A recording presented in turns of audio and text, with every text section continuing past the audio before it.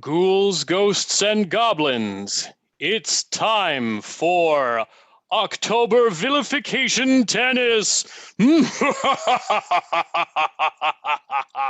with your judge and host, Tim Wick. Good evening, and welcome to Vilification Tennis is inside your house. Ha ha ha. Okay, that's enough of that shit. Okay, anyway, hi. Hi, welcome to Vilification Tennis. We are back. We're back. It's almost Halloween, and we are still stuck inside our homes. And so now we're inside your homes too. But fortunately, I don't have to be in your home alone. I can be in your home with others. And speaking of others, I'd like to introduce my co-host for the evening, my favorite co-host that will be on the show tonight. Please put your virtual hands together for my good friend, Mr. James Fairbairn. There he is. Hello. Oh, look at that. He's dressed as the magic carpet from Aladdin, even with tassels on his wrists.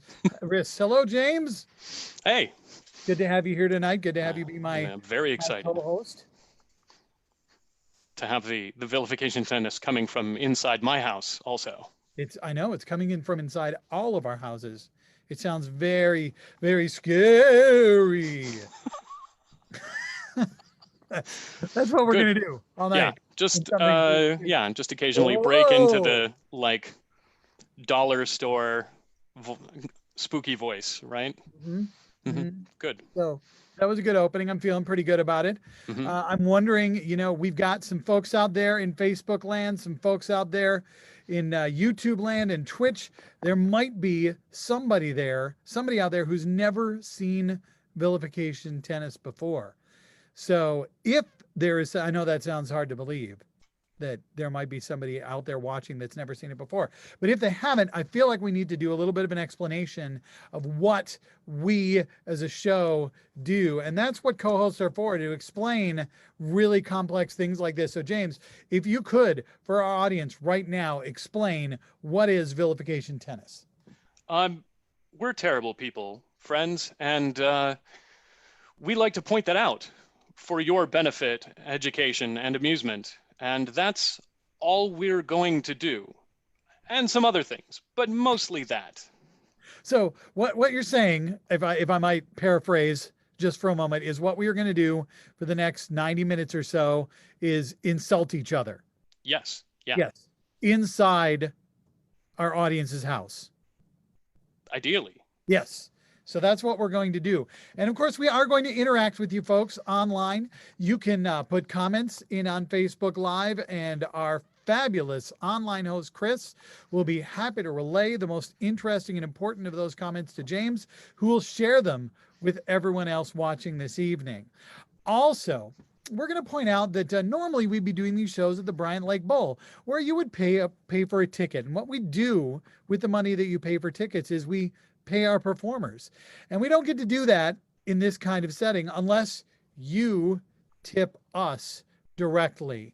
I realize it's taking out the middleman of the Bryant Lake Bowl, and that's a little bit complicated, but it's really not that difficult. All you have to do is go to paypal.me/Vilification Tennis.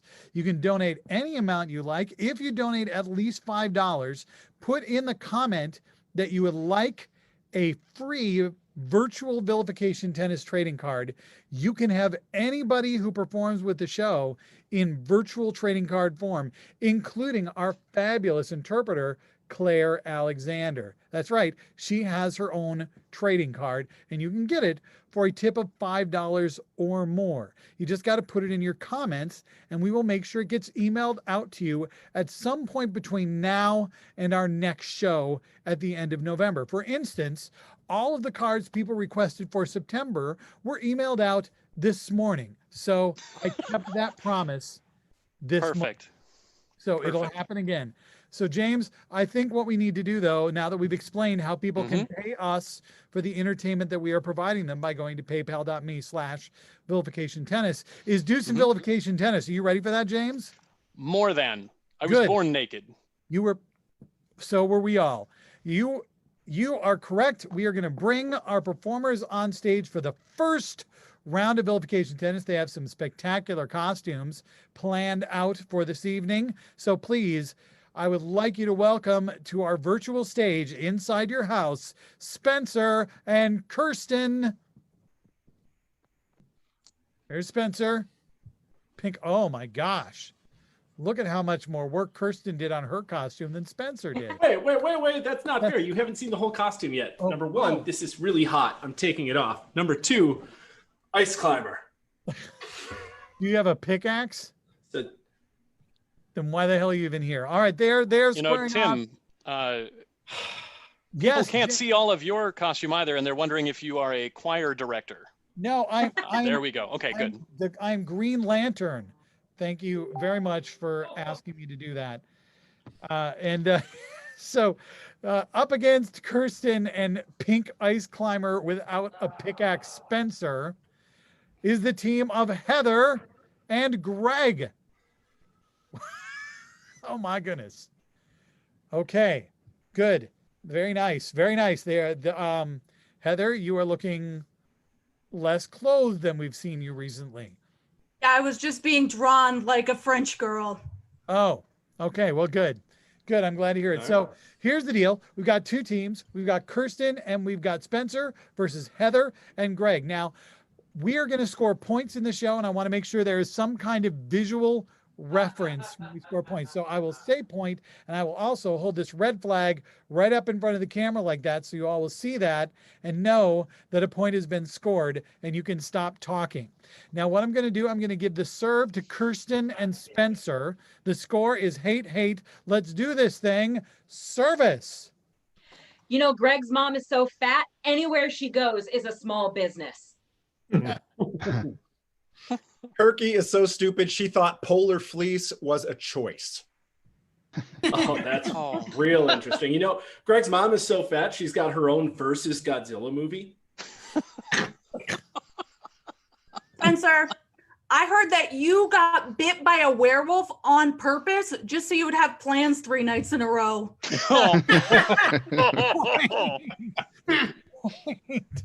Oh, yeah.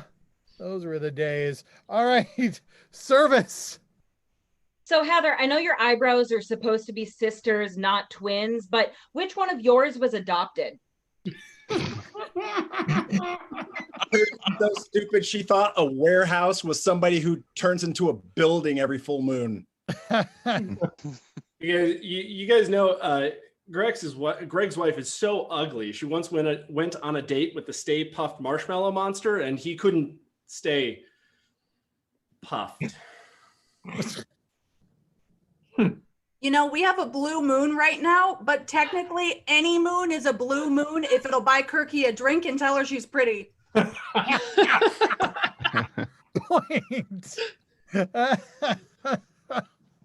Boy, you're better without clothes on, Heather. Oh, Everybody yeah, says that. Hello, James. Did you have Hi. something to share with the crowd? Indeed, yes. We have so many compliments for our performers' costumes this evening, but very particularly Kirky and Greg. Yeah.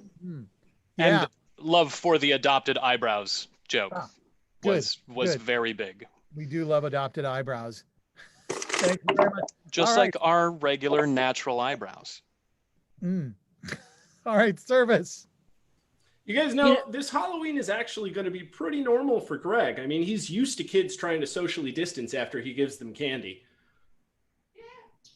Sir, you thought you could cure your diarrhea by chanting Typhoid Mary in front of a mirror 3 times.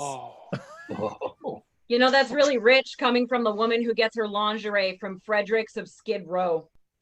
Spencer's mom is so fat that one look from the Blob and it didn't even bother. Oh, please. Your mom is so fat when she does a chin up, it counts as 5. Yeah. So here's my guess. It was Kirky in the library with a lead pipe, except she was not using it as a murder weapon.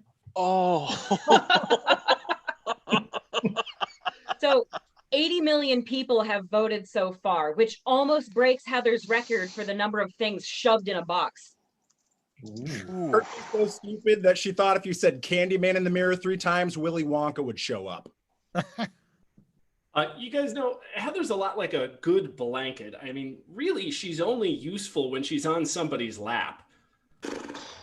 Oh. Spencer, you don't appreciate B movies because anything smaller than a double D isn't worth the ticket price to you. You know, I'm not saying that Heather's a bitch, but I really wish that she'd stop shitting on my lawn.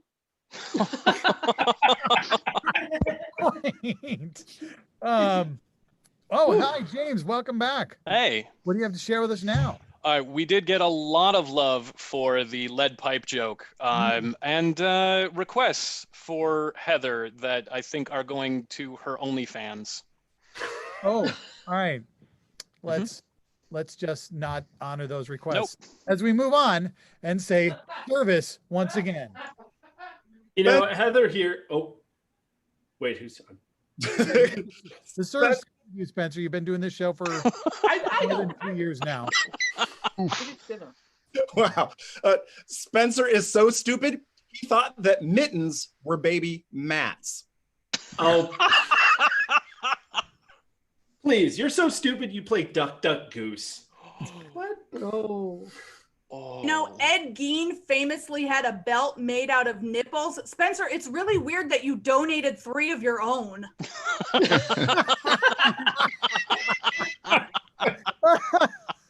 It's so fucking weird. Oh, Spencer. I don't understand you. Okay, service. That's Spencer and Kirsten. You just keep this the whole time. You know what? So- All right, go ahead.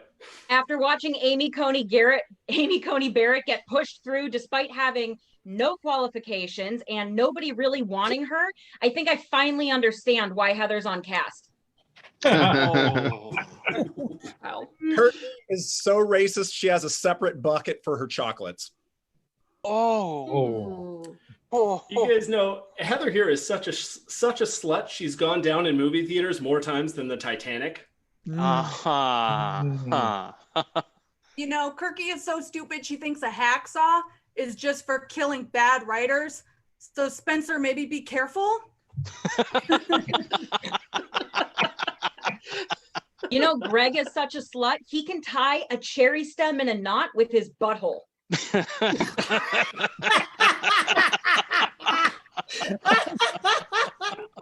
That has created visuals that I will never be able to get rid of, and I hate you for that. Okay, service. You know, Greg, will you technically count as a serial killer if you murder another punchline? That's great talk from somebody who's so stupid he thought a transformer was somebody who did gender confirmation surgeries. You know, Heather is empirical evidence that all lives do in fact not matter.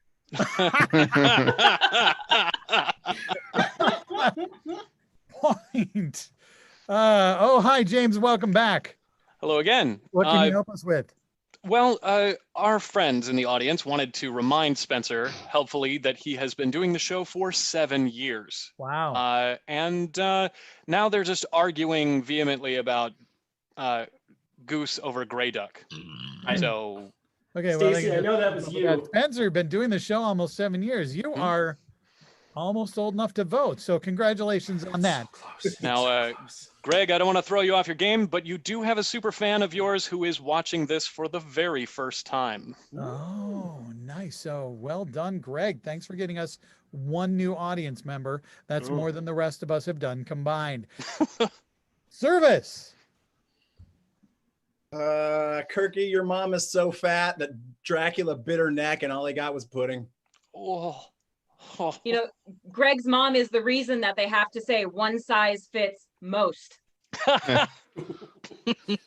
You tried to get a job at the Electoral College as a teacher just because you love racism that much.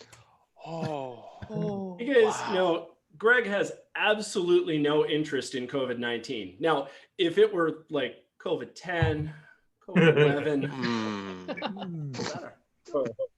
Going down on Kirky is like candy. If that candy was a Sour Patch.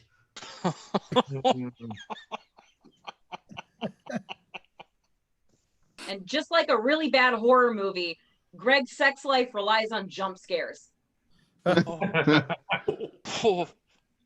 Kirky, your mom's so ugly, she's the reason Dracula says blah.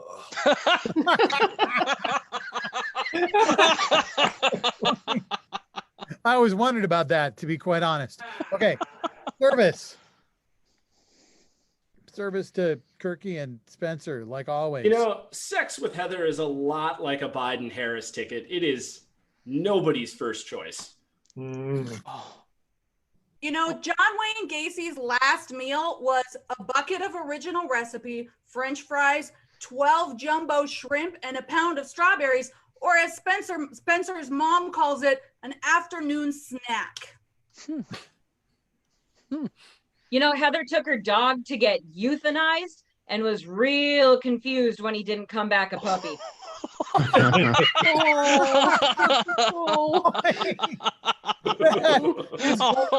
But it is game for Spencer and Kirsten. Oh my God, that was terrible. High points all around. Well done. Well played, everyone. That is our first game of Vilification Tennis. Welcome back, James. What do you have to share with us right now? Greg's superfan has provided the name Alyssa. Alyssa. There you go, Greg. Superfan Alyssa. That is great, Alyssa. Thanks for joining us. I'm going to remind everybody before we move on to the next section of the show, if you are enjoying the show this evening, even a tiny little bit, you can tip us. All the money you give us goes straight to the performers who aren't doing shows on stage right now. So any money we get makes us way happier than we were 5 minutes ago. You go to paypal.me/vilification tennis, or you can go to PayPal, type in info@vilificationtennis.com, send us money. We are going to play a game called Laugh-In. This is not a particularly horrible game, but it is a game in which we are all going to do something that you might have seen on Laugh-In if you are as old as, well, me. It was a comedy show, and at the end of the show, they would do something called a comedy wall, where everybody would be behind doors, and they would open those doors and tell jokes. So that's what we're going to do, but we're going to do it internet style, which means all of our performers are going to turn on their cameras, and then they're going to cover their cameras until it is time for them to tell a joke. So it's going to go right like this. Now you see me. Now you don't. And here's the Laugh-In. You got to turn on your microphone there. I got it. Hey, Molly. Yeah, Heather. What do Kirky and the Titanic have in common? I don't know. What do Kirky and the Titanic have in common? Only poor people go down on her. Oh. Hey, Nick. Yeah, Lori. Have I told you about my new job at the suppository helpline? No, you haven't told me about your new job at the suppository helpline. Oh, it's great. Every time someone calls, I tell them to shove it up their ass. Hey, James. Yeah, Tim. Yeah, hey, what's the difference between a rake and a shovel? I don't know the difference between a rake and a shovel, Tim. I'm not going to be digging your grave with a rake. Oh. Hey, Kirky, Yeah, Spencer? how do you tell if a door is ajar? How do you? Well, does it screw to open or swing to open? Hey, Hey, Greg. Nick. Oh, yeah. Hey, Molly. Knock, knock. Who's there? Show me your who. Show me your who. Oh. Only if you subscribe to my OnlyFans. Oh. Hey, Nate. Greg, Yeah, Kirky. do you hear that Republicans finally support voting by mail? What? No, I didn't hear that Republicans finally support voting by mail. Because it means 50% of the population now won't get to. Oh.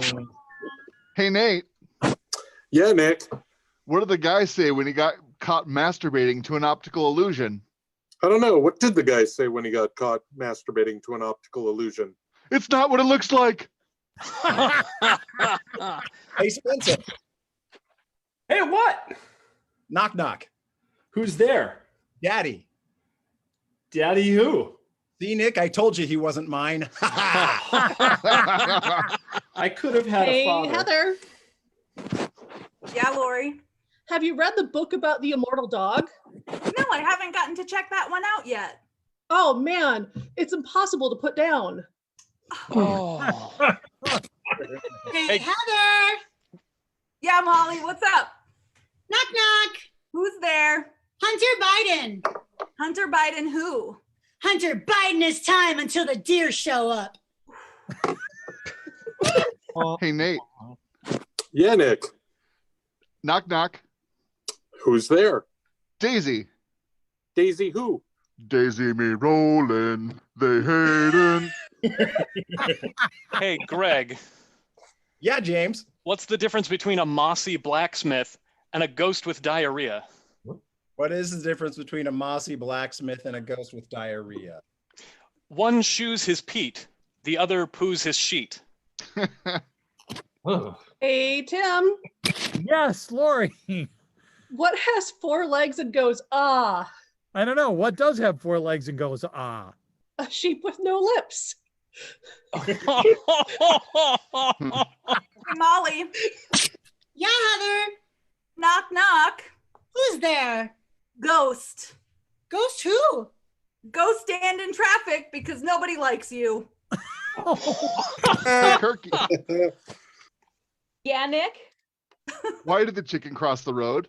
Why did the chicken cross the road? To get to the village idiot's house. Hey, Tim. Yeah, Nick. Knock, knock. Who's there? The chicken. Hey, Greg. Yeah, Molly. Do you know the difference between a shark and a cop? No, what is the difference between a shark and a cop? Well, one is an indiscriminate killing machine, and the other one lives in the ocean. Hey, Hey, James, Spencer. Yeah. Hey, Lori, do you know the difference between gas and 4th grade? what's the difference between gas and 4th grade? Nathan didn't pass 4th grade. Hey, Kirky. Yeah, Tim? Hey, how many Nazis can you fit in a mass grave? Ooh, how many? I don't know. Let's find out. Hey, Lori. Yeah, Greg. What's the difference between a kamikaze pilot and the Minneapolis City Council? I don't know. What is the difference between a kamikaze pilot and the Minneapolis City Council? At least a kamikaze pilot would follow through on a course of action. Hey, Spencer. Hey, what? You know the definition of consent? I don't know. What is the definition of consent? That's him, officer. That's him. Oh. Hey, Nick, Yes, James. do you know why doctors wear latex gloves? I don't know. Why do doctors wear latex gloves? If they wore latex mittens, it would be super hard to do surgery. Hey, Nate. Heather. What's up? Oh, Knock, knock. who's there? Chlamydia. Chlamydia who? 3 of your partners get tested. Oh, Hey, Spencer. Hey, what? Knock, knock. Who's there? Yoda Leahy. Yodelay he who? Get off the mountain, you Swiss piece of shit. Hey, Molly, Yeah, James. what's the difference between a guitar crafter and Tim Wick? I don't know. What's the difference between a guitar crafter and Tim Wick? A guitar crafter knows when they're doing second string work. Ooh. Hey, Nate, Yeah, what's up? did you hear about the brothel with the online reservation system? I did not hear about the brothel with the online reservation system. It's great. I have a slot reserved tomorrow between 7 and 8. Hey, Molly. Hey, James. Yeah, Nick. Knock, knock. Who's there? 9/11. 9/11 who? You said you'd never forget. Hey, James. Hey, James. Yeah, Spencer first. What do you call a jovial farmer? What do you call a jovial farmer, Spencer? A jolly rancher. Hmm. Yeah, Kirky? Did you hear? My mom threw out all of my Frankenstein and Wolfman comics. Oh no. Yeah, now I've just got a bunch of mummy issues. Oh. Hey, Lori, Yeah, Heather. do you want to know the difference between a light bulb and a member of Vilification Tennis cast? I would like to know the difference between those two things. I thought so. A light bulb goes out occasionally. Ouch. Boy, that hit where it hurt. And that's laughing, everybody. Well done. I hope you enjoyed that weirdness. Thank you for the cameo by the bear. That creeped me out literally every single fucking time. Go away, bear. Get out. Best part All is that right. he's dead. This next bit is for Molly, Nick, Greg, and Nate. And it's something we call slasher/fiction. That's right. They're going to tell a /fiction story that they are making up as they go about a slasher. So I'm going to give the start to Greg so he remembers to turn on his microphone. And go. The car rumbled down the dark gravel road, headlights piercing the mist as it approached a covered bridge. It drove over the bridge, clunk, clunk, clunk, clunk, clunk, clunk, and then it pulled to a stop on the other side of the bridge. The driver got out, checking a map. I don't know why they had a paper map, but they did. They love things analog. I can't figure out where we're going. I don't know where I took that wrong turn, he said. The passenger could only be heard laughing and then yelling, cursing out the driver for not listening to them the last time they said to look for directions. Getting back in the car, throwing the map out the window, they tried to start the car again, but it wouldn't start. They turned the key again. It wouldn't start. I think you flooded the damn thing, said the passenger. Great. Now we're stuck. Now we're stuck. Thank you. What do we do now? And then they got out of the car because, they didn't know what to do. So they were walking in the woods at night alone and no one even had a flashlight. And as they were walking, all the leaves were crunching under their feet. Crunch, crunch, crunch. So they couldn't even be quiet. And they knew anyone could hear them and it was echoing in the forest. And as they were gently but carefully making their way through the woods, all of a sudden they heard this sound. And it went like, oh my God, what is that? It was getting closer and closer and closer. And then they saw a shadow flit through the trees. They both started and said, "Did you see that?" simultaneously. They both looked around. One of them had peed themselves, but wasn't willing to say, "I did that." Unfortunately, now it stank. It stank of piss and human fear. A squirrel chittered in the distance. However squirrels chitter, I don't know. They thought they should run, and they did. Their feet slapping in the wet and crunchy leaves. Crunch, crunch, crunch, crunch, crunch, crunch, crunch, crunch, crunch, crunch, crunch. One of them hit a tree and fell over. And then The squirrels grew nearer. They chittered in unison as they marched, and more squirrels started coming out of the forest. Behind every leaf, behind every twig, behind every bush, another squirrel popping out, menacing, eyes glowing red, chittering. One squirrel, an albino, marched in front of them all and separated from the crowd. he opened his little squirrel mouth and said, "Give us your nuts." And then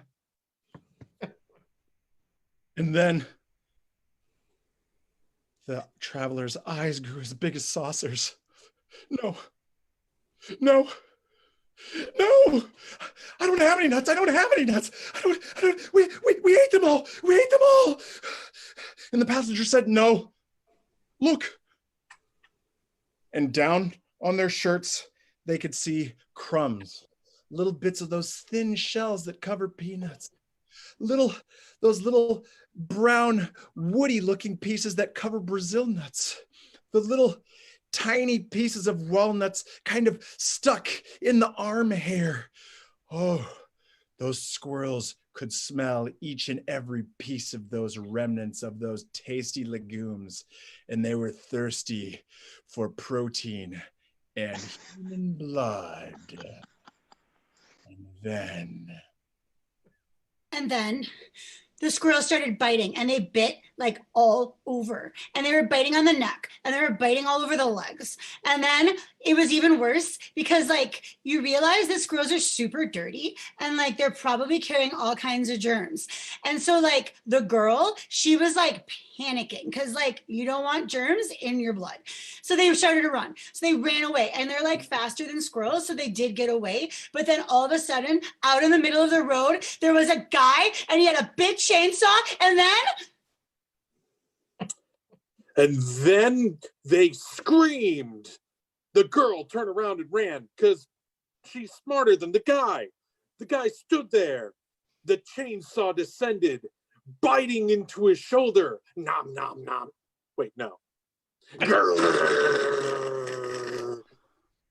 He screamed in pain. His arm no longer working. He yelled out to his assailant, "Why?" And then the assailant with the chainsaw removed the weapon from the wound and said, "Because you made fun of me in middle school, Trent." Alicia gasped. "Oh my God, Trent, is this the kid you bullied in middle school?" But Trent couldn't answer. He was too busy bleeding to death from the chainsaw wound previously mentioned. And then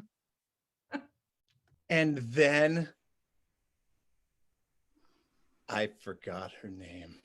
Alicia. Killer looked in Alicia's eyes. Now I remember. You're Alicia. Alicia. And she threw her hand out. She said, "Don't talk to me."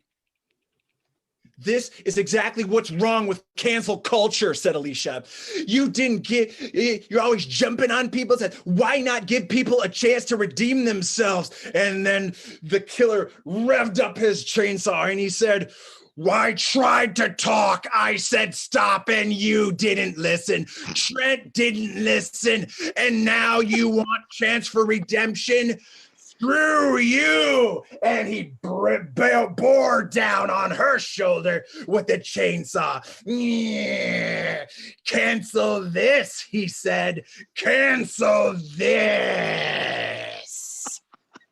And then like she died. And so like she went down to hell, and then she's in hell, and there's demons, and the demons are super mean. And one of the demons was like, "I remember you from high school, and you were a total bitch. And there's like no mitigating factors. Like no one even cares that maybe you had so low self-esteem yourself." And so then the demon started burning her with acid and poking her. And she looked over, and there's Trent. And like, oh my God, they're both in hell. Like they're both in hell. And so like, it was even like destined there. Like she can't even break up with him, because the whole scariest thing about this entire story was the whole reason that they went on this drive was so that she could break up with him. And now they're both dead and they're in hell, and it's like so gross. And the demon with the acid held up the acid, and he said, "I can't wait to pour this in your eyes." And then Alicia did the only thing she could think of and criticized what the demon was wearing. Really? That dress? Those shoes? It broke the demon. That demon cried. It went home It hit its wife, taking out its frustration. Called its kids names. Stopped going to work, started drinking all the time. That demon was broken. That was irony. And then the demon's spouse was like, honey, we're really worried about you. It seems like you've been drinking a little bit too much lately, and, well, maybe things aren't going so good for you. Now, I realize we're in hell and we don't have therapy that isn't also a form of torture, but for some people, that's just therapy. So we've all pitched in together and decided that we're going to send you back up to Earth. And then in a cyclone of nothingness, not even blackness, but nothingness, like a whirlwind that wasn't there even as it was there, the demon appeared in front of the chainsaw murderer. Took a moment to take in its corporeal form, and then looked at the chainsaw murderer. The chainsaw murderer took off his mask, and he could see the hurt in the demon's eyes. The demon could see the hurt in his eyes.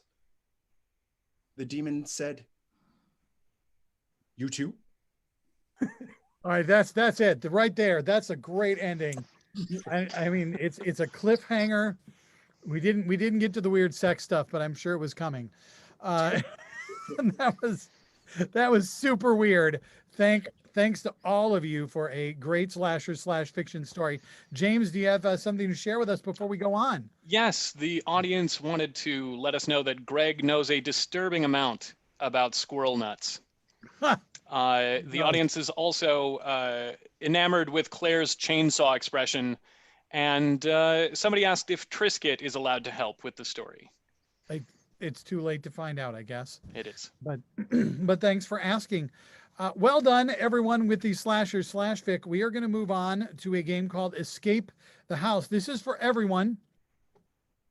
And what it is a game where we are going to be writing insults on the fly. And this is where you, the audience, can help, because I'm going to ask them to write insults using topics that are inspired by horror movies and slasher films. And I have a few ideas, but I could use more. So feel free to type them up in the chat. Chris will pass them on to James. James will pass them on to me, and we will have them write some jokes. Now, here's the deal. I will give each performer in turn a topic. They have to write an insult on it as fast as they can, which means it's going to be super funny because it's super hard, and don't you judge. Then they will deliver that insult. I get to judge. That's how it works. And if I think the insult is good enough, they will be able to escape the house in which there's a terrible slasher chasing them around the house. The last person left in the house, of course, is going to be the first person killed. The rest of you are going to die too. It's just later. You got out of the house, but they're going to catch up. So we're going to start with Nick because he's the first person that I can see over to my right. Nick, you need to write an insult about a machete. An insult about a machete. And he has to do this as fast as he can. And then he has to deliver that insult. And it has to be good enough for me. Doesn't matter about anybody else. If you folks at home think it's hilarious, but I don't, doesn't matter. I'm the one that has to think it's funny. Oh, he's got one. All right, Nick, machete. Spencer's a lot like a machete. A lot of people overestimate how useful it is. Yes, Nick, you managed to escape the house quickly and quietly. Well done. Okay, we are going to move on to, and you can turn off your camera as if you are no longer part of this thing. Yeah, there we go. Lori. Yes. The next one is for you. I would like you to write an insult about a Ouija board. A Ouija board. So for those of you who don't know at home, a Ouija board is a fake thing that you can use to communicate with non-existent demons. Or maybe they're real, who knows, but it doesn't really work. Take my word for it. Nick and Molly and I tried to use a Ouija board once, and not a guy. We cut our hands and smeared our own blood on the Ouija board. Not a single fucking demon. I begged him. I was yeah. like, please. Yeah. All right. It looks like you might have something, Lori. Mhm. All right. You're so stupid that when you use a Ouija board to summon baby ghosts, you go, "Ooh, Ouija, Ouija, Ouija, Ouija, Ouija." Ooh, Ouija, Ouija, Ouija. Okay, you can go. You can go. I can't believe I'm letting you go, but you can go.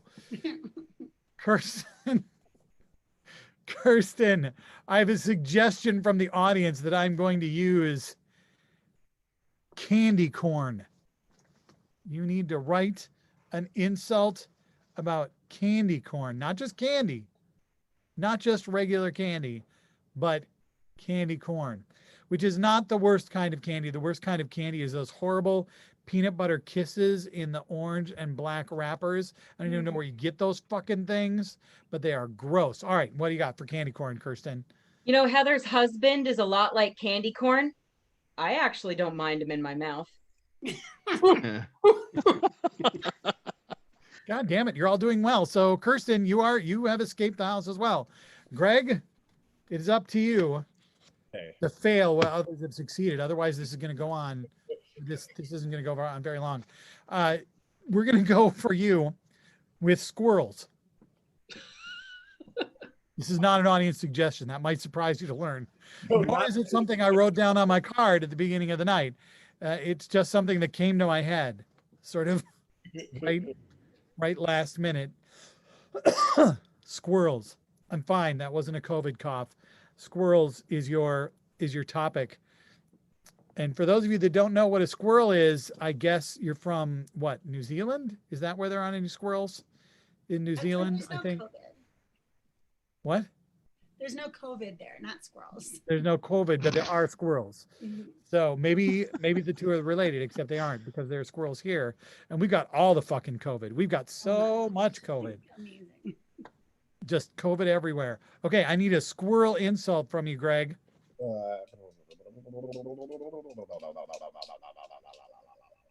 That was an interesting insult. That's good. I did not hear a squirrel reference, so I'm going to have to suggest that you provide me with a squirrel reference within that insult. It doesn't have to be good. Somebody has to be bad at some point, Greg. Yeah, somebody has to be bad.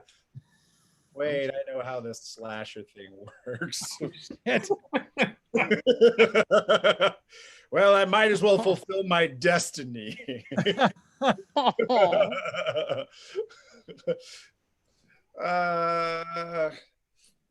Molly is really jealous of squirrels because they can fit more than 2 nuts in their mouth.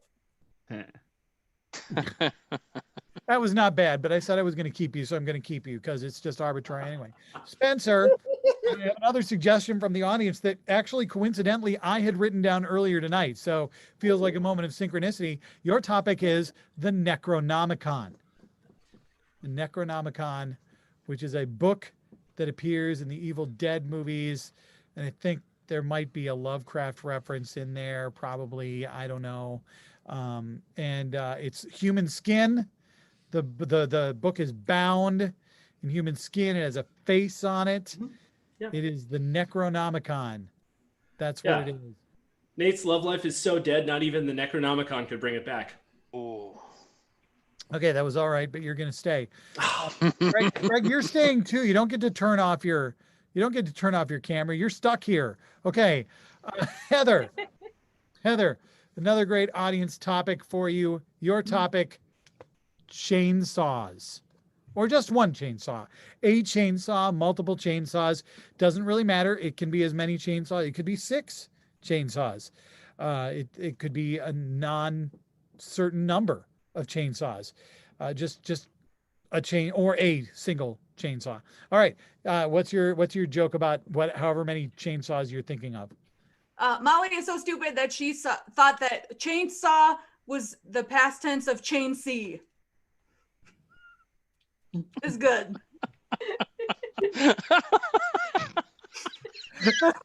Okay, go, Molly, you're here. Yeah, I'm here. I have a suggestion that an audience member sent, clearly just for you. Oh, okay. Stephen King. Great. Stephen King. Stephen King. Okay. Stephen King is your topic, is a Molly topic, which means you have to hit it out of the park.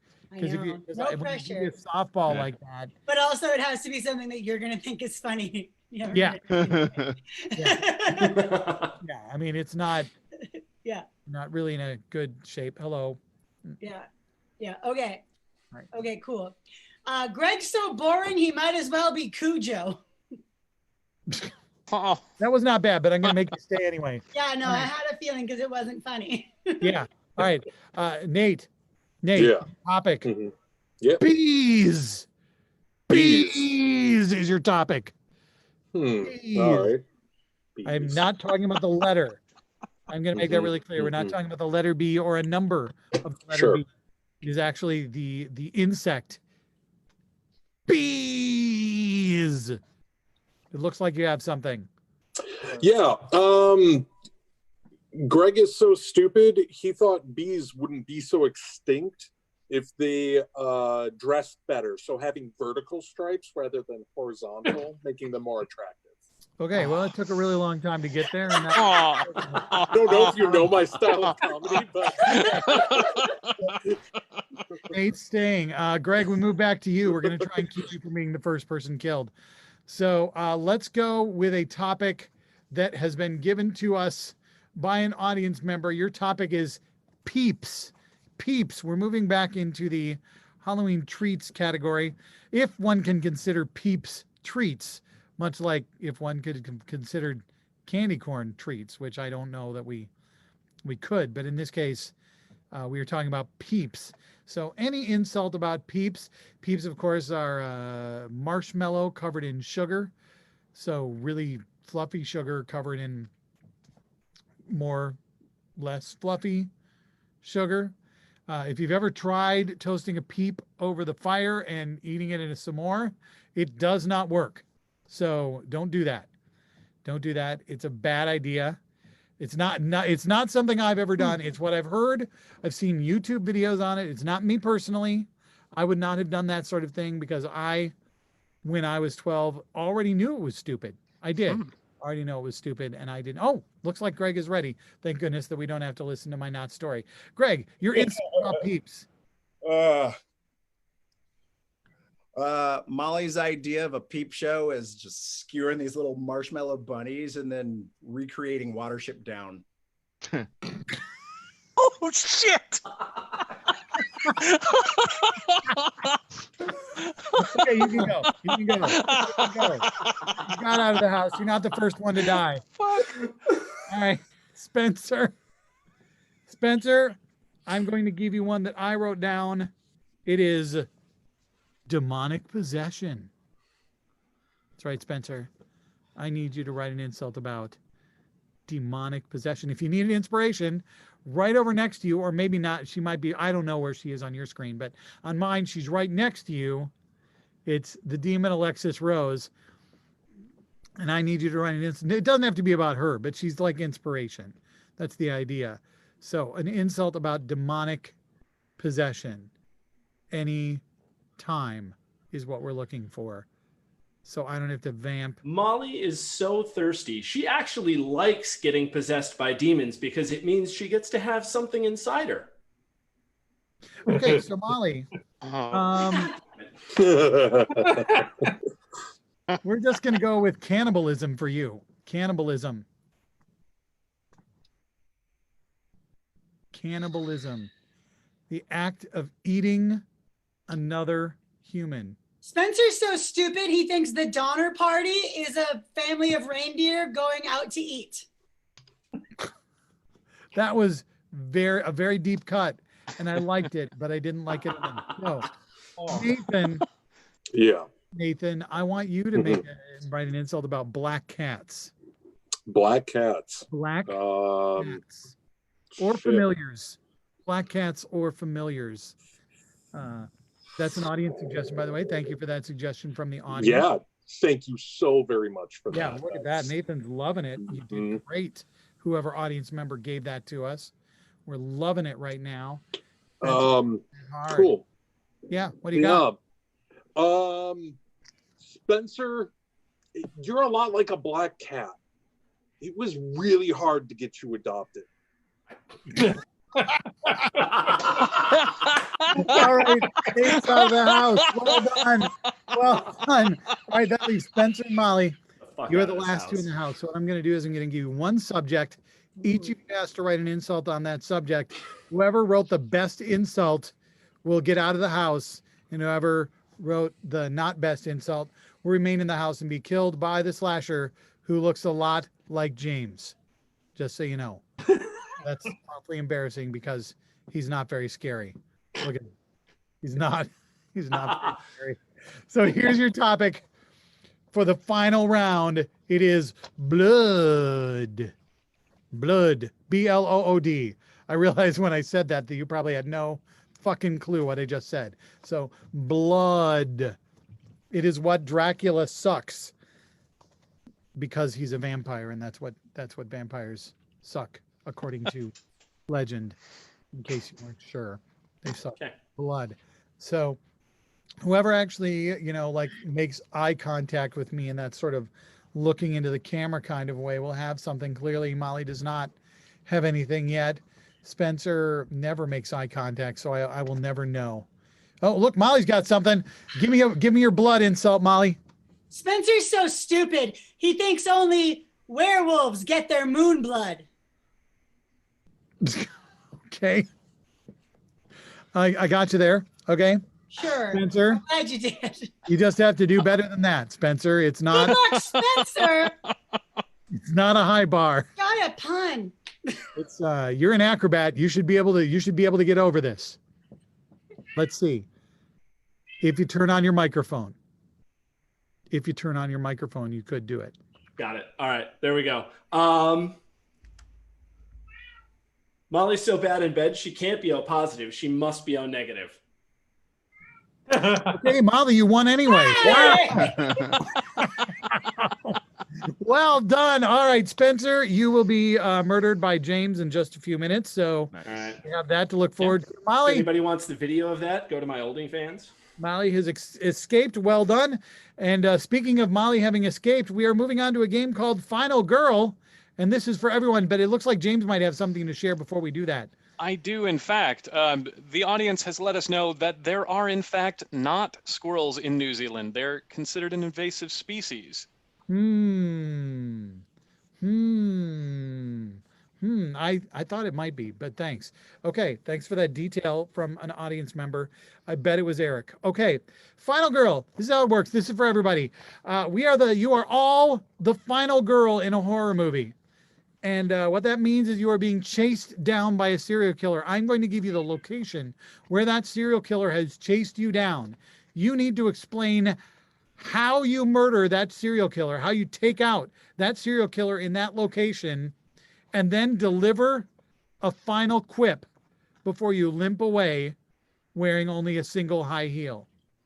So, the first location is a fishing shack.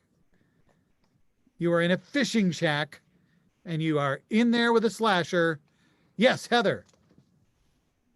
I would take a bunch of fishing hooks and put them into his face and say, "I'm not hooked on you anymore," and then I would walk out. Nice. Okay. Greg. I would beat him senseless with the biggest tuna I could find. And then before the coup de grace, I would say, I'm just killing you for the halibut. Lori. I would take all of that shitty Miller Lite, because this is obviously like an ice fishing shack, and I would take a funnel and I would pour it into his mouth until he died of blood alcohol poisoning, and then I would say, "Don't drink and drive." Sir. I would kick him in the nuts over and over and over again until he died, and then I would look down on him and point at him and say, "No more swimmers for you." Heather. I would hold a fish and I would be pointing it at him, and the fish would be biting him, and it would bite him to death, and then I would say, "Holy mackerel, that was scary." Nick. I'd wait until he was opening his monstrous mouth to bite me with the final blow, and I would shove a huge fish into his mouth and choke him to death with it and be like, "It looks like you fished over the limit." Molly. I would take fishing wire and wrap it around his neck and pull and then kick him down into the ice hole and say, "Time to drown, you stupid ice hole." Lori. I would take like a fishing net and I would hit him over the head with it repeatedly until he was super bloody, and I would shake his corpse and let it drop to the ground, and I would say, "Catch and release, motherfucker." Okay, well done. I'm going to let the audience know, by the way, that you can recommend like good horror film ending locations. However, I've got to tell you, y'all, you did a great job, but it turns out he's not actually dead. So he has chased you into a new location. You are now facing off with him in a graveyard. You are facing off with him in a graveyard. What do? Heather. I would grab him and like battering ram him into a gravestone, and I would say, "It's time to get stoned." Sure. Molly. I would run as fast as I could and make him chase me all through all the different headstones. And I would dash around the corner of a mausoleum and then jump up from behind it, throw myself at him until he hit the ground. And then I would take a rock and smack him on the head and say, "You made a grave mistake chasing me in here." All right, Greg. I would pick up a grave digger shovel and I would keep battering him with the shovel, backing him up, backing him up, backing him up. And in the distance, I would see one of those cast iron fences. And then I'd hit him one more time. And as he's dazed, I would pick him up and I'd run him through. And I'd say, "Now do you get my point?" Jesus. Spencer. All right, so first I just shoot him in the head. Now he's dead. Now I'd take him, I'd bring him through, I'd put him through a meat processor. I'd go out and just get some pizza dough. I'd put him on the pizza dough with a little bit of marinara, a little bit of cheese, put him in the oven at 350 for about 45 minutes. I'd take it out, I'd set it on top of my oven, I'd look at it and go, "What's on your tombstone?" Lori. I would take the groundskeeper's lawnmower, the big industrial one, and I would just run him over repeatedly with stuff flying everywhere. Then I would stand over his mangled corpse and say, "Rest in pieces." Okay, Kirsten. So I would let him chase me all the way to the gravedigger's shack, and I would like grab the biggest rock I could find and like climb to the top of it, like secret, so he doesn't see. And then when he runs by it, I would throw it right at him and like crush him in the head. And I'd say, "I hope you enjoy your headstone." Oh, Nathan. I would take the grouping of flowers on a nearby grave and shove it down his throat till he chokes on it and say, "Look who's pushing up daisies." Nick. All right, I would, after a chase through the graveyard, I managed to lose him. He'd be looking around for me, and then all of a sudden from the side, the lights turn on an excavator used to dig graves. I gun it and hit the gas and plow into him and knock him into an open grave and then cover him with dirt and go, "This story has too many plot holes." Okay, well,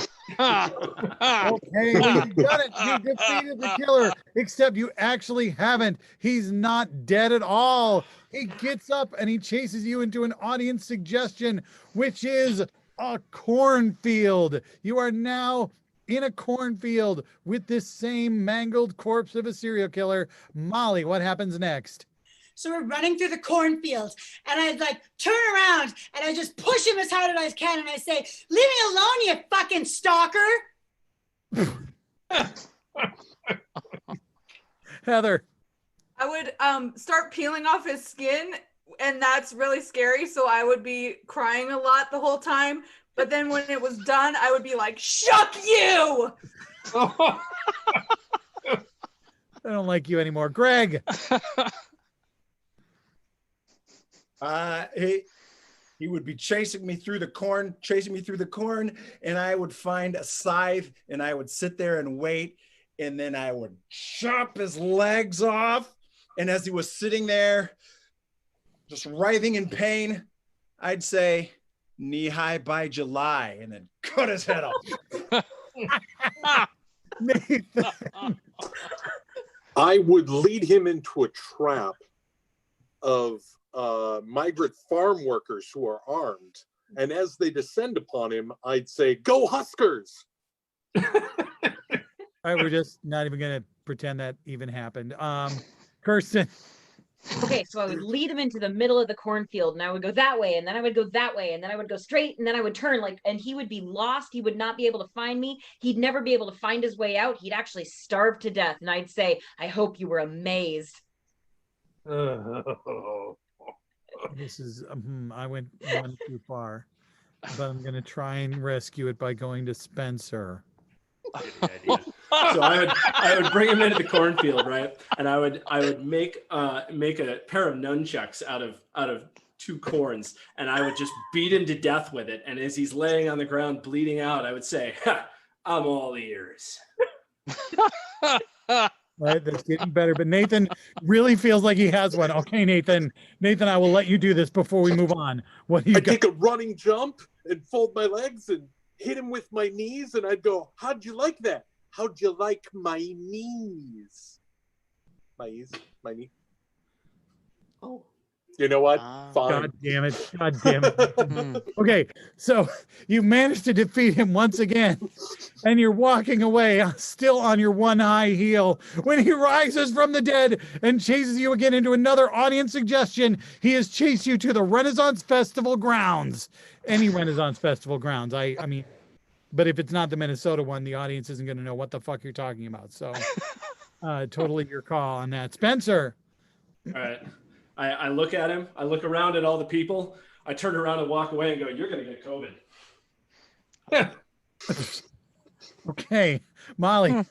So we're like running through the Renaissance Festival grounds. And then I like run as fast as I can toward the King's Gate. And then I take a hard right. And then I take a hard another right. And then I trip him and I'm like, "Bye, you're in the pit." Okay, Lori.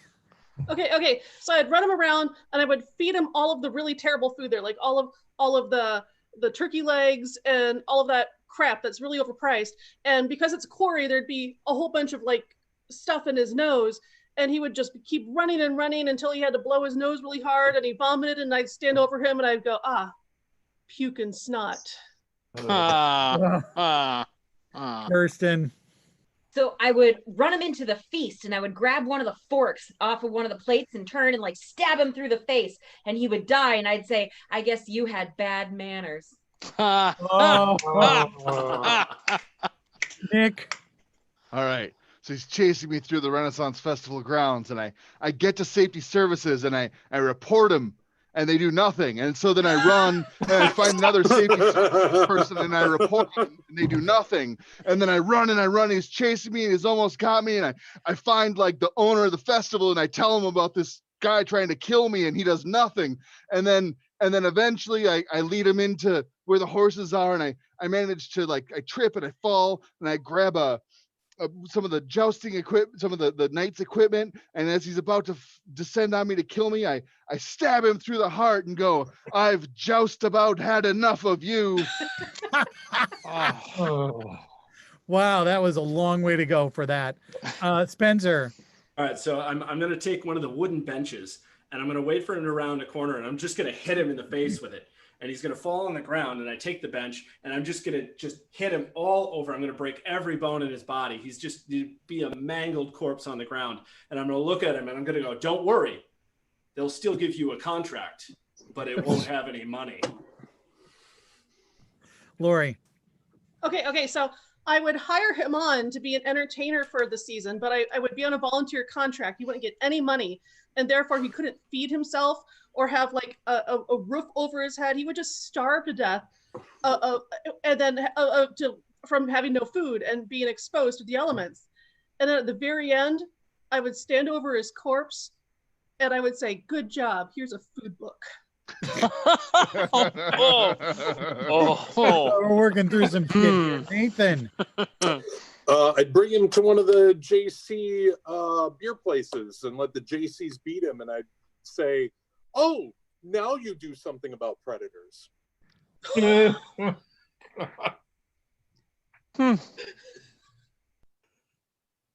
Heather. So I'm in line and I'm getting myself a cider and it's really expensive. And everywhere I see, this guy is following me. Like he's behind me everywhere at the soap store. He's behind me when I'm watching the children climb the ladder thing. So then I take $20 out of my wallet and I pay some guys that seem to be telling all the same jokes that we do. And they put him in this wood thing. And then I say, now I'm stalking you. All right, one more, Molly. So like I'm running after him and I finally catch up to him and I stab him. I stab him twice, but only in the belly. And I have the knife right up to his throat and I'm about to kill him, but then I realize I'm better than him. And I say to him, lucky for you, I'm only medieval.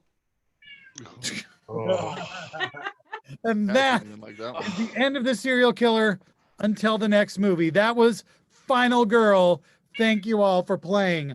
We are now moving on to a very special guest star. That's right. We have a guest star. He's been sitting here watching this entire show, wondering when he was going to be able to fix it. Now's the time. Please welcome professional artist Christopher Jones. There he is. Oh, look at him. He's famous. Hey. Well, you know, I live in California now, man. And, you know, it's just my new mode. Oh, well, that's great. You look, I think a lot younger, you look more tan. Have you been drinking a lot of like juice or anything? And going outside, which you know, I haven't been doing as much as I imagined when I moved out here for some reason. Yeah. Yeah. You know, Chris, you're out there in California, and it sounds like your sound is being affected, perhaps by the wildfires. Oh no. Yeah, or something like that. I'm not quite sure what's going on, but we have you here to do art, so fortunately, even if the wildfires are affecting the sound, they should not affect your drawing ability any more than anything else would affect your drawing ability. Don't you think? I am attempting to address the sound, but if I can't, I agree with you completely. Okay, well done. All right, so Chris is going to help us play a game called the Dildo Movie Challenge. So what we're going to do, Chris is going to share his screen, and he'll be drawing some famous movies where one of the words has been replaced with the word dildo. And we will have 3 cast members trying to guess. So we're going to start with Spencer, Molly, and Greg. And they will be guessing first. So what we're going to do, Chris, I want you to draw number 1. I want you to draw the first thing that I sent you. And the other 3, Molly and Spencer and Greg, are going to have to guess what Chris is drawing. So he is starting soon. There we go. So remember, this is a horror movie where one word has been replaced with dildo. Just one word. Dildo in the woods. Last dildo on the left. Dildo fever. No. The hills have dildos. The dildos have eyes. Dildo on the roof. Texas Dildo Massacre. Night of the Living Dildos. Yes, Night of the Living Dildos. Nicely done. Well done. That was great. You did a good job guessing. This next one is going to be for Nick and Kirsten and Lori. Nick and Kirsten and Lori. Chris, let us do number 6. Number 6. All right.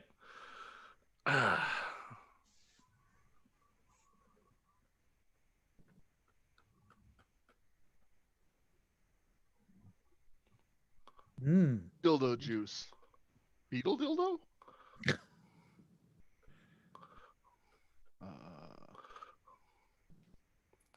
Interesting. I see where you're going. Buffy the Dildo Slayer. Yes. Oh, Buffy the man. Dildo Oh Slayer. wow. I didn't even get to draw the fun parts. You didn't even get to the part where she was saying the dildo. I am going to say, by the way, that if anybody in the audience wants to give us a suggestion, and we get a good one, we will have James pass it on to me, and perhaps James will pass it on to Chris. Oh, that dildo was wearing leather and had a British accent. It was Paul Rubens. Wait, I think. Oh, there we go.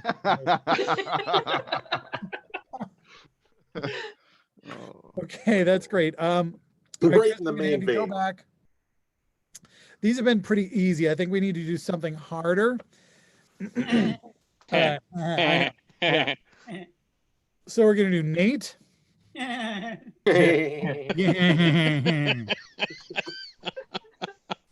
Nate, and we're gonna do Greg, and we're gonna do Heather. Bringing in the big And guns. Chris, we're doing number 4. Number 4. All right. Which could be a real challenge because maybe none of these people know what this movie is. So maybe somebody else will have to guess if this goes on too long. We'll see. Mm-hmm.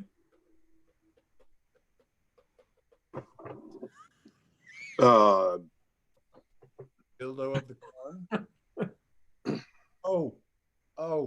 car. Saving Private Dildo? It looks like a campfire. Dildo? What?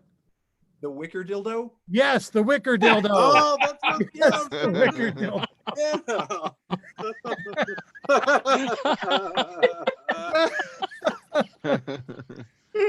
Okay, I'm gonna remind you. B-balls. That's amazing. That is amazing. Very well done.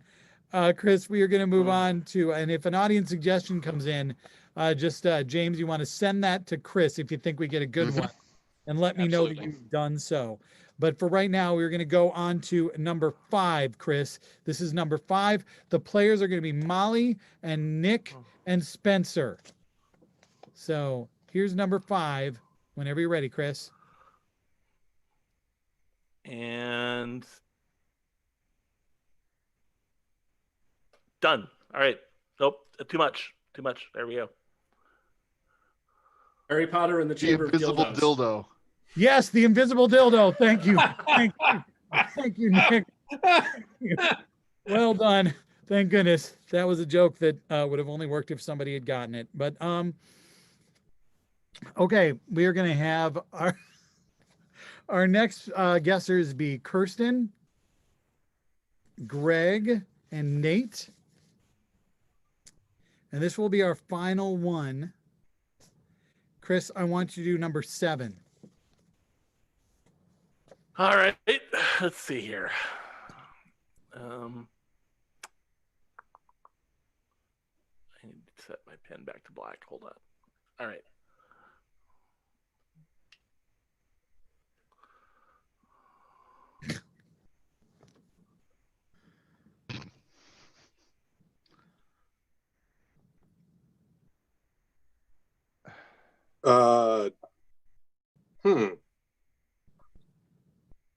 Leaving Lost Dildo?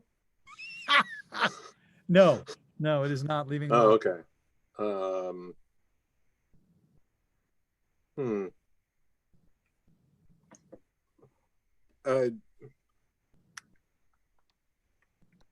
Lake Dildo? No.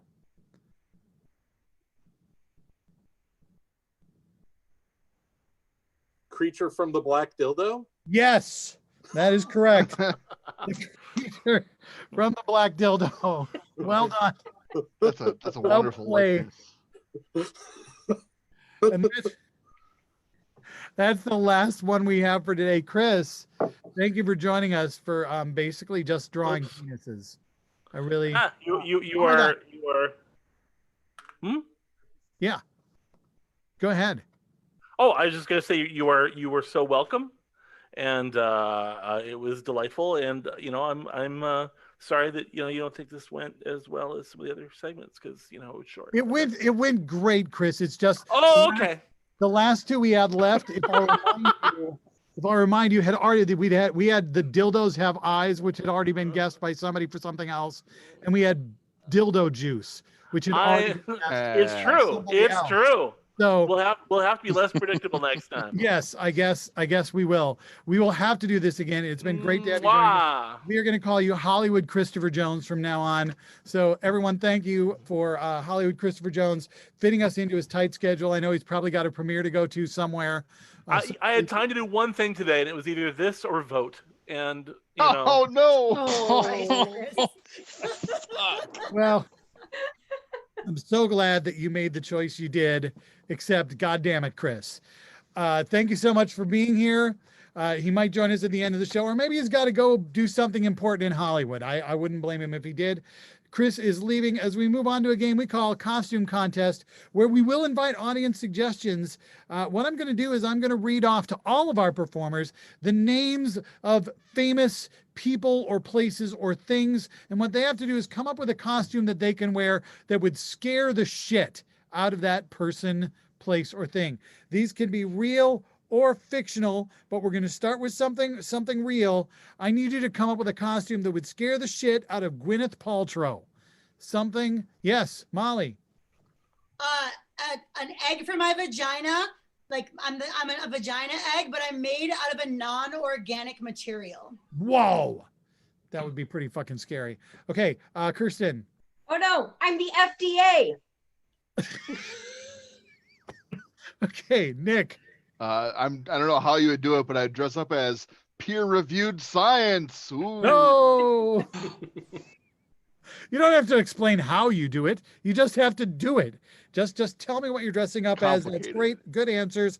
We are moving on to Rudolph Giuliani. Rudy Giuliani, a famous lawyer, if you don't know who he is. He has been known as, yes, Heather. I would dress up as a blonde 15-year-old named Tutar and revisit him. Huh. Molly.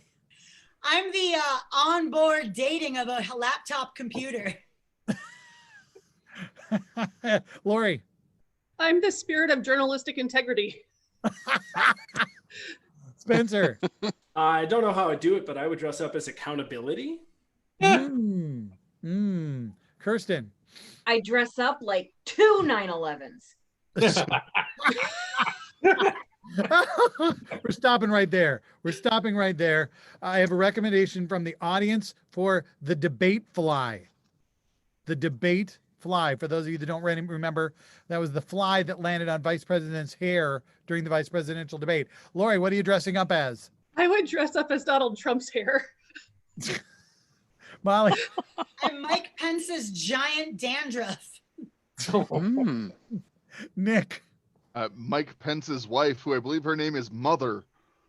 Oh my God. Okay. Spencer. Well, I mean, we know the choice the fly made, so I'd probably dress up as Kamala Harris. Okay. I have one. This is from me. I would like you to dress up as something that will scare Texas.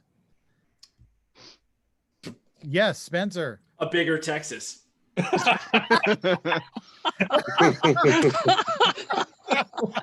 Okay. Greg. I just go as myself, just maybe louder. Oh, Jesus.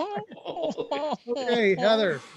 A Whataburger with the windows boarded up ahead of some kind of public disturbance. Oh, Molly. I'm a giant blue wave. Nick. A spooky gun control. Kirsten. More than 75% voter participation. Whoa. Let's see. Greg. Legal immigrants who actually can, who show that, yes, we can actually take your jobs. We're more qualified. That is scary. Nate. A gentle snowfall. I used to live in New Mexico. You are not even joking about that. Heather. The impending minority majority. Oh, Spencer. I would dress up as a section of the border wall and lay on the ground. Okay. Yeah, Molly. Minnesota tacos. All right. You are going to dress up to scare science. Science. What are you going to wear that will scare science? Nick. Aaron, the anti-vaxxer. Whoa. Greg. A MAGA hat. Poor science. Molly. Mice that fight back. Lori. Gwyneth Paltrow. I was so hoping one of you would say that. Kirsten. Better science from the future. No. Spencer. A two-dimensional picture of the world. Whoa. Nate. Mm-hmm. Peer review. Heather. The My Pillow Guys YouTube page. No. Ugh. Okay, let's do an alien queen from the Aliens franchise, in case you were wondering what alien queen I was talking about, not just some random alien who's a queen, but yes, Spencer. A pair of scissors. Oh, Oh. Kirsten. Well, tongue- Birth control.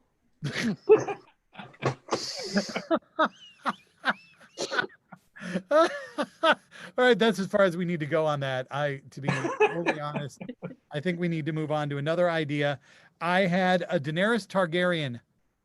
Daenerys Targaryen. What could you do? Yes, Molly. Season 8's plotline. Nick. Reasonable character development. Ooh. No. Anything else that scares Daenerys? Yes, Molly. Cersei, apparently.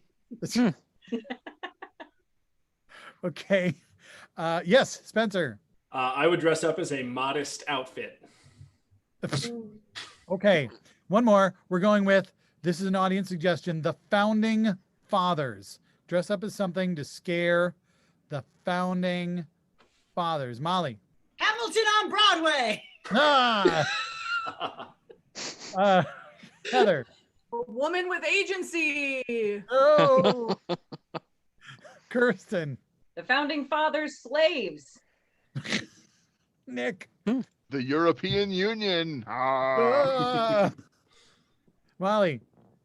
I'm the ease of arson in the 1700s.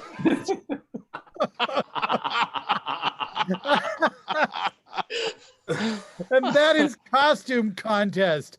Well played, everyone. That is our final non-vilification round. So before we go into our final vilification round, I'm going to bring James back on.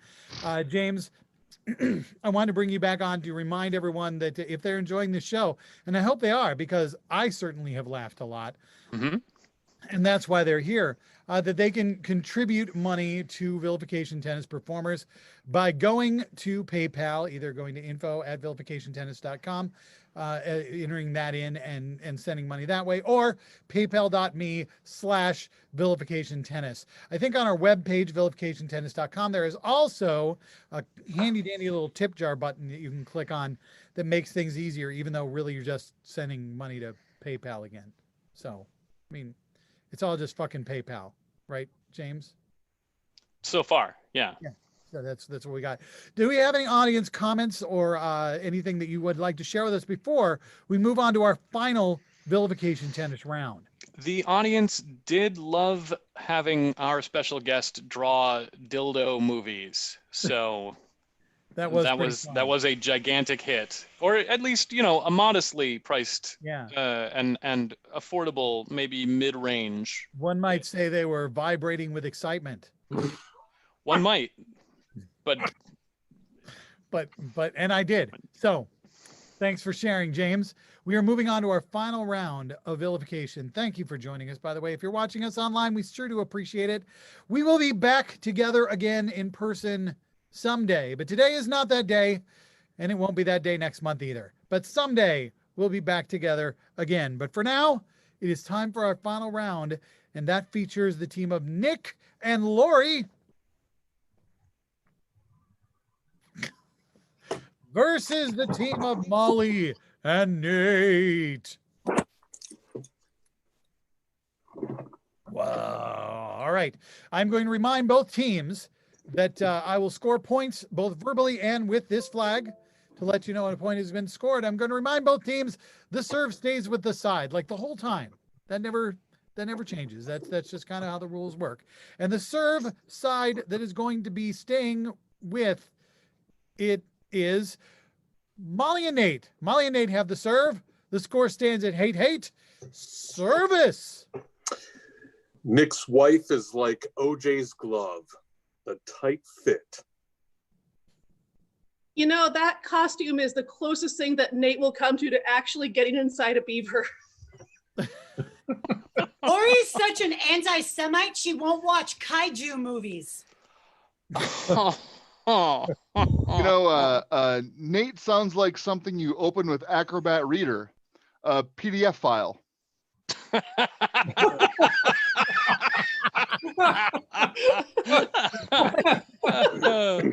Okay. So that's a 15-8 to Lori and Nick. Service. Nick's so stupid, he almost drowned trying to keep his friends close, but his anemones closer. You know, Molly, maybe if you ate some of that makeup, you'd be pretty on the inside. Ooh. Sex with Nick is like reopening theaters. Premature. Nate's girlfriends are like Merlin. The more time that passes, the younger they get. Lori's education is like a manhandled pumpkin. No stem. And you're so stupid, you think a peach cobbler is someone who makes little peach shoes. And you're so stupid, you think BTK is a K-pop band.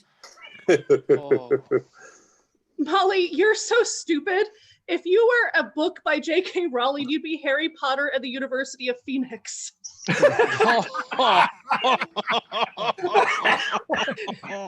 Point. That's where I got my degree. Anyway, service.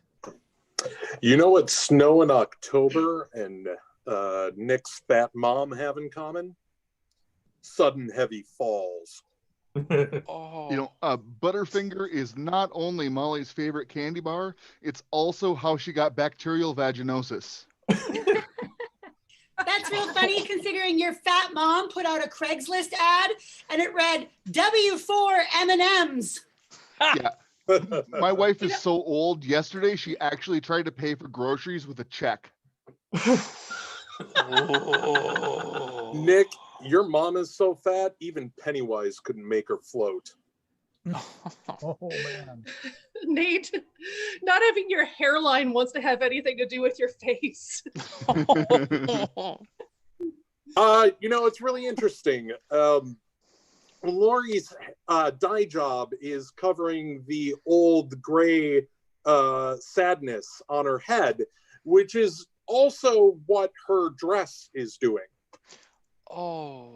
Nate's dick is like how we count votes, not popular. Lori's like a soup spoon, wide and shallow.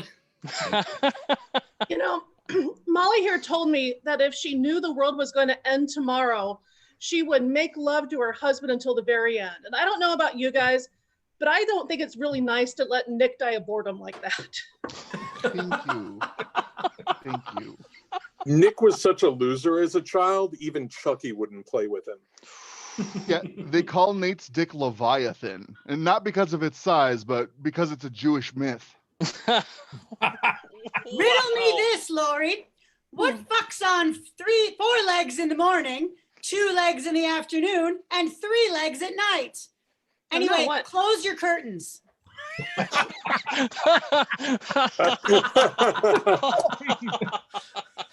That's a point. That was a very classic reference. Thank you, Molly. Well done. Service.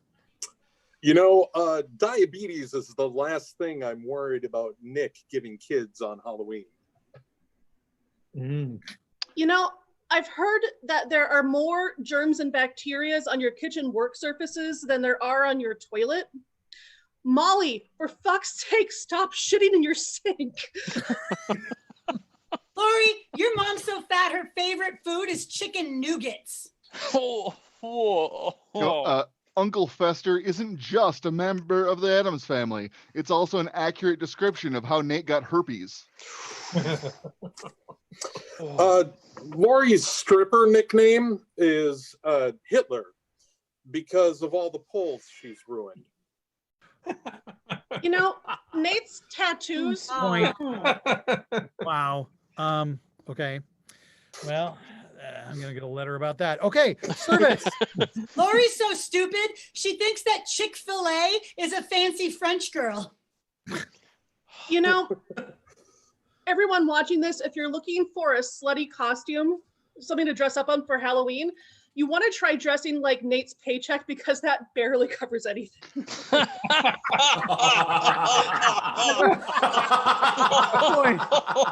laughing, but he's also crying.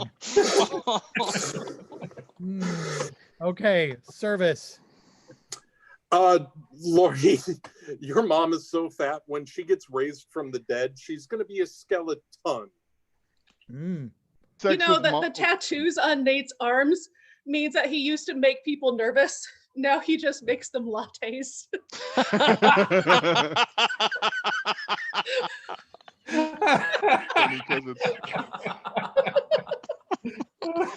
Nick is like a serial killer. No, seriously, I found a box of driver's licenses under our bed. Yeah, and sex with Molly is like drinking an IPA. The strong, unpleasant flavor distracts you from how bad it is. Lori's vagina is like Halloween candy. If you want some, just knock. You know, you want to know why Nate was never named valedictorian? Because his parents thought that was a dumb thing to name a kid. Lori, your mom is so fat she wants to colonize Mars bars. Your mom is so fat, she once ate an entire box of fudge stripe cookies and didn't even notice the Keebler elf. Oh. Lori thinks her house is haunted. Lori, that's Alexa. That's how that works. Molly is so dumb, she thinks cable knit sweaters are made by mutants from the future. Lori's vagina is so dry she rustles when she walks. Oh my God. Gross. Gross. I mean, I was wondering what that sound was, but gross. Thank you. Service. Lori's like the Titanic. Her bottom is full of the Irish. And Nate's house is on top of a burial ground. But to be fair, I'm pretty sure the house was there first. Nick's so stupid, he thinks that H.P. Lovecraft makes computers. You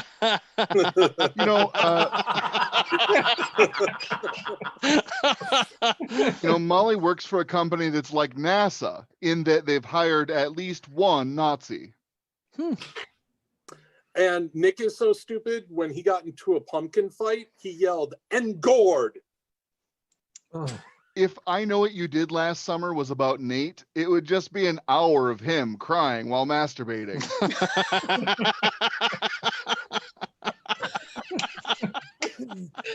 This entire show. That's what it is. I'm glad you could be here for this, Nate. Okay, service. Lori's vagina looks like a baby that just tasted a lime. Oh. Come on, Molly. Lipstick really sells it. That almost was intriguing. It was really creepy. Okay, service. I'd call Lori a barnacle, but barnacles don't have a hard time reproducing. Now, Molly, I know you have a nice vagina, but you don't need to keep rubbing my face in it.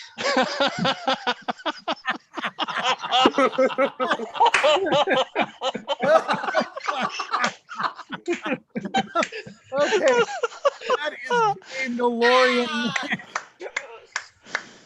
Well played.